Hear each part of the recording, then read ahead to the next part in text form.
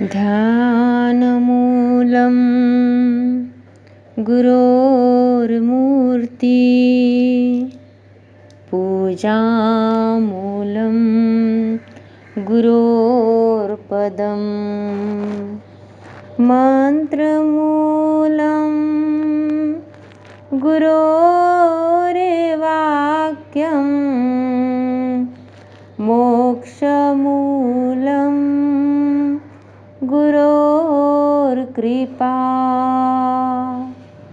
मोक्षमूलं गुरोर्कृपा। अनंत अनंत आस्था के आयाम परम पिता परमात्मा शासनिक श्रमण भगवान महावीर स्वामी के चरणों में हृदय की अनंत अनंत आस्था के साथ भाव वंदना। संयमी जीवन के शिल्पकार आराध्य गुरु भगवान की पावन श्री चरणों में भाव वंदना। आपके हृदय में विराजमान परम शुद्ध चैतन्य आत्मा को मेरा भाव वंदन। तीर्थंकर परमात्मा का यह प्रबोध आपके लिए आनंदकारी बने, हितकारी बने। इन्हीं मंगल भावों के साथ विषय चल रहा है कि अहम आसी, मैं कहां से आया हूं। ऐसे प्रश्न किन जीवों को उत्पन्न होते हैं, ऐसी जिज्ञासा किसके मन में आती है। दो प्रकार के जीव है, एक है भवी जीव, दूसरा है अभवी जीव। भवी जीव वो होता है जिसको अपने मंजिल का ज्ञान है, जिसने अपनी मंजिल को डिसाइड कर लिया है। अभवी जीव कभी मंजिल डिसाइड नहीं कर सकता, और करेगा भी तो प्रॉपर नहीं कर पाएगा। भवी जीव वो है जिसे अपनी मंजिल का ज्ञान हो गया है। मंजिल पर जो चल पड़ा है वो भवी जीव है। मंजिल का ज्ञान होने के बाद हर एक जीव मंजिल पर चल नहीं पाता,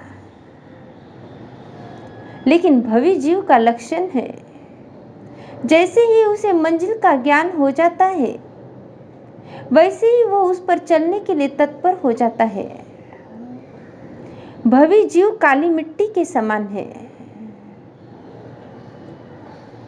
काली मिट्टी के अंदर ही बीज बोया जाता है और वहीं पर बीज पनपने की संभावनाएं भी होती है, और जहां पर बीज पनपने की संभावना है वहीं पर वट वृक्ष बन जाता है, फल फूल खिलने लग जाते हैं।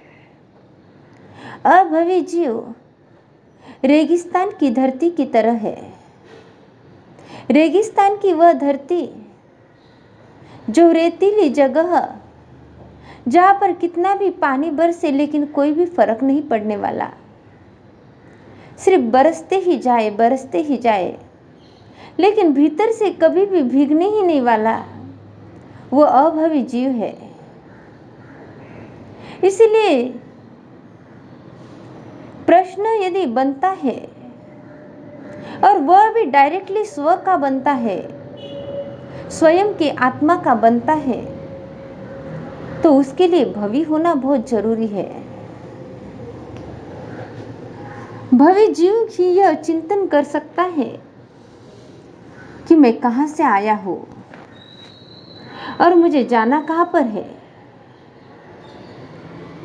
ऐसे चिंतन भव्य आत्मा के ही हो सकते हैं, अन्यथा नव पूर्व की तीसरी आचार वस्तु तक भी ज्ञान हासिल कर ले, लेकिन वह तो वैसे ही होगा जैसे रेगिस्तान की रेतीली जगह पर बरसात तो खूब हुई लेकिन भीगा एक भी नहीं। एक भी जगह पर जमीन को मृदु बनने का अवसर ही नहीं आया, मुलायम बनने का अवसर ही नहीं आया। और यदि भूमि ही मुलायम नहीं बनी तो बरसात कितनी भी हो उसका कोई फायदा नहीं है। आपने सुना है अंगारमर्दन आचार्य को एक नहीं 500 शिष्य पास में है। 500 शिष्य के आचार्य ऐसे ही नहीं बना जाता। बाह्य योग्यता तो जरूरी है, शरीर संपदा, भीतर की ज्ञान की बुद्धि की क्षमता जिसमें आती है श्रुत संपदा, शरीर संपदा आदि सभी अंगारमर्दन आचार्य के पास में थी, लेकिन अभी तक भीतर से भीगने का अवसर प्राप्त नहीं हुआ था। बाहर जमीन के ऊपर स्थानक से बाहर जहां पर वो रहते थे उस क्षेत्र से बाहर कोयला चूरा करके डाला हुआ है और रात्रि के समय में एक एक शिष्य पठानी की भूमिका के लिए बाहर जा रहे हैं। लेकिन जैसे ही अपने क्षेत्र से बाहर पैर पड़ता है तो वैसे ही कोयले के ऊपर जैसे ही पैर जाता है और चूर की आवाज आती है, उस आवाज के साथ ही एक एक करके 500 शिष्य के मन में शंका उत्पन्न हुई कि कहीं पर रात्रि में जीवों की उत्पत्ति तो नहीं हो गई। यह भव्य जीवों की शंका है। इस शंका के साथ ही कदम अंदर ले लिया, क्योंकि भीतर की जो जमीन थी, हृदय की जो भूमि थी वो मुलायम हो गई थी। 500 के 500 शिष्य बाहर पठाने के लिए नहीं गए, लेकिन जैसे ही अंगारमर्दन आचार्य की बारी आई और अंगारमर्दन आचार्य भी बाहर अपने क्षेत्र से बाहर आए, पैर रखा, वही अनुभूति जो 500 शिष्यों को हुई। लेकिन मन में प्रश्न है, मन में भावना है, मन में विचार कर रहे हैं, मुझे कोई देख तो नहीं रहा है। इधर उधर देखा, जब कोई देख नहीं रहा है तो जाने में कोई दिक्कत नहीं है। यह अभवी जीव का लक्षण है। बरसात कितनी भी होती है, चाहे वो सामान्य हो या जिनवानी की वर्षा हो, जिनवानी की वर्षा बरसने के बाद नियम यह है कि हृदय की भूमि मुलायम बन जानी चाहिए, और हृदय की भूमि यदि मुलायम नहीं बनी तो वो गुणस्थान की श्रेणी को नहीं चढ़ सकता। और जो गुणस्थान की श्रेणी को पहले गुणस्थान को पार करके अभी तक चौथे गुणस्थान में नहीं आया तो वो भला पनप कैसे सकता है, वो वटवृक्ष कैसे बन सकता है। और ऐसी भीतर के अंदर जब तक ऐसा सामर्थ्य नहीं आता तब तक ऐसी आत्माएं अपने कल्याण मार्ग पर आगे नहीं बढ़ सकती। इसीलिए यह प्रश्न के ऊपर चिंतन वही जीव कर सकता है, मैं कहां से आया हूं, मैं कहां जाने वाला हूं, मैं कौन सी दिशा को पार करके आया हूं और कौन सी दिशा में ऊर्ध्वगामी बनने वाला हूं, कौन सी दिशा का अनुगामी बनने वाला हूं। ऐसे प्रश्न और ऐसे चिंतन करने वाला जीव भवी होता है। ऐसा भवी जीव ही स्वयं का आत्मकल्याण कर सकता है। ऐसा भवी जीव ही स्वयं की सामर्थ्य को जगा सकता है। और जहां पर सामर्थ्य जगाने की शक्ति है, वही जीव आगे बढ़ सकता है। पत्थर तो केवल पत्थर बनकर के ही बैठा है, उसमें ना हिलने डुलने की शक्ति, ना आगे बढ़ने का सामर्थ्य। फिर उस पर कितनी भी बारिश आ जाए तो कोई महत्व नहीं है। इसीलिए पहले स्वयं को पूछो, क्या मैं भवी हूं या अभवी हूं? और आपकी आत्मा आपको गवाही देती है मैं भवी हूं, तो आनंद मनाइए, स्वयं की आत्मा का उत्सव मनाइए कि मैं वह मोक्ष की मंजिल को प्राप्त करने वाला भव्य जीव हूं। मैं अपने गोल को प्राप्त करने वाला भव्य आत्मा हूं। कितना आनंद का अवसर है कि अनंत सिद्धों में स्थान मुझे भी प्राप्त हो सकता है। ऐसी आत्माएं ही आचरण सूत्र को जीवन में ला सकती हैं। ऐसी आत्माएं आचरण सूत्र का पार्ट बन सकती है।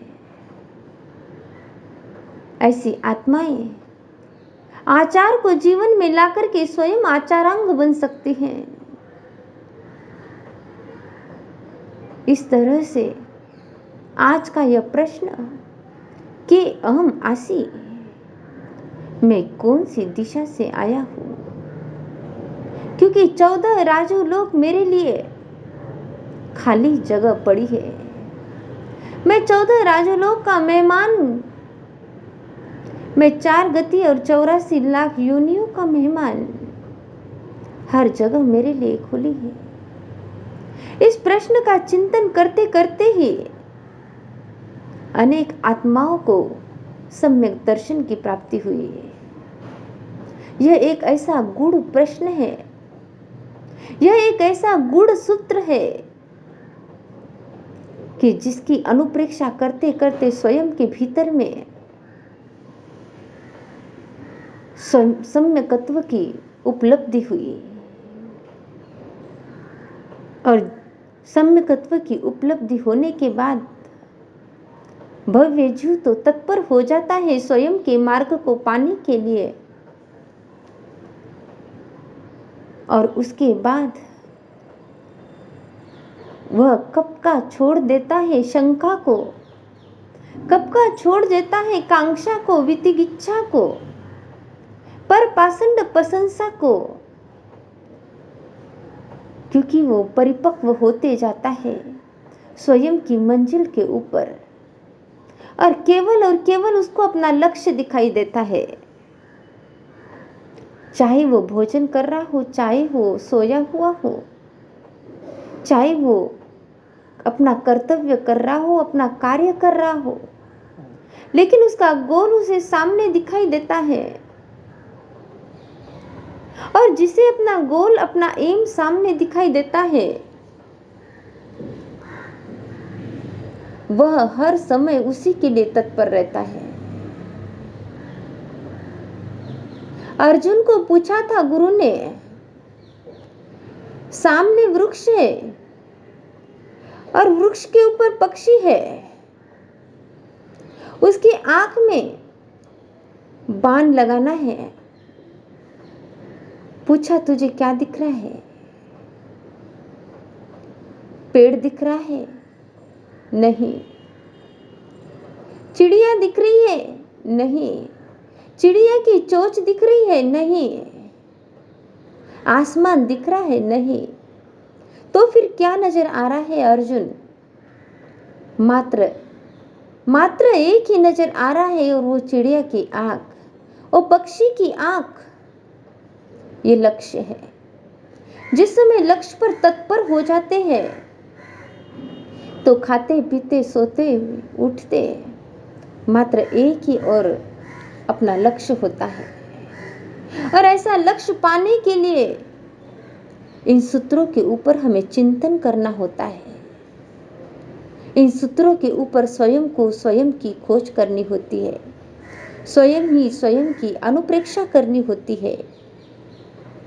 और ऐसे सूत्र जिस समय जीवन में गहरे उतर जाते हैं तो भव्य आत्मा निश्चित ही अपनी मंजिल की ओर आगे बढ़ते जाती है।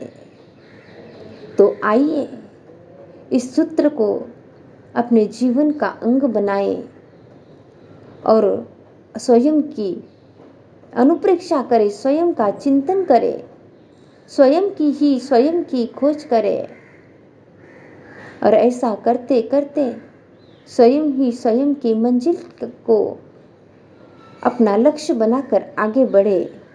इन्हीं मंगल भावों के साथ अपने जीवन के जोहरी स्वयं ही बने, अपने जीवन के जोहरी स्वयं ही बने।